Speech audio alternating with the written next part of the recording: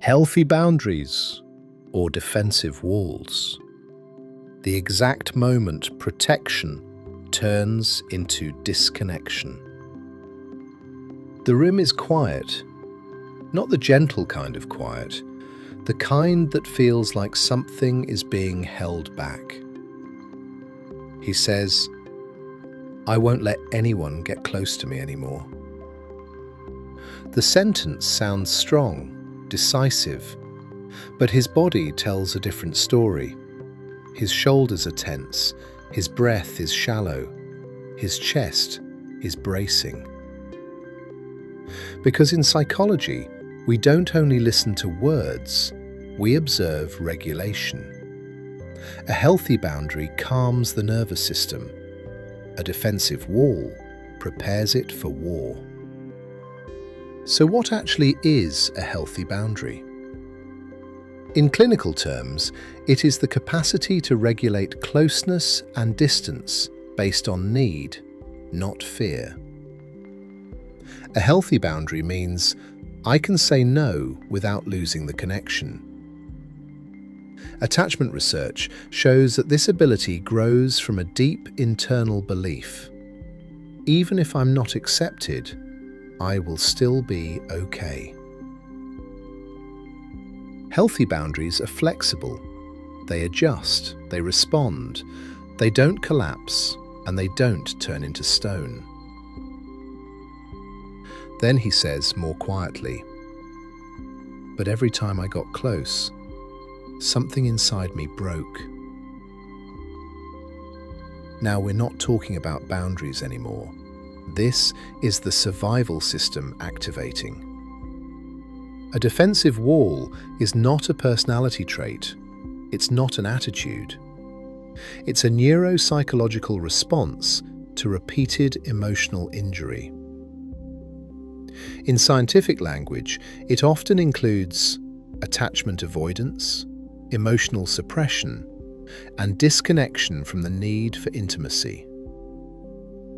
A wall is not chosen, it is installed, not as growth, but as protection. It doesn't say, "Let me set a limit." It says, "I cannot survive another collapse."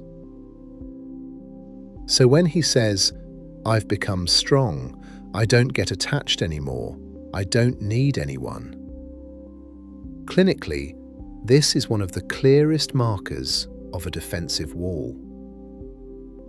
Because a healthy boundary does not eliminate need, it regulates it. A wall silences it.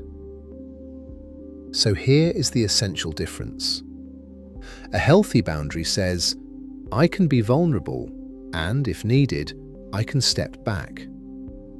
A defensive wall says, I will never be vulnerable again, even if it means being alone.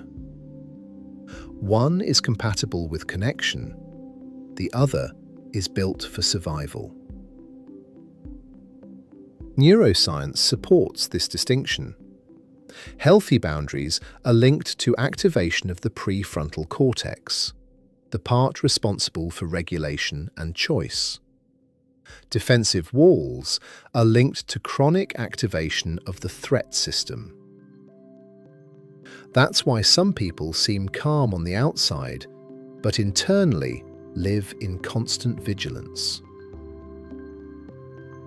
In attachment-based therapies and acceptance and commitment therapy, boundaries are not built by distance. They are built through honest contact with needs and values. And walls? They don't break with advice. They don't soften with pressure.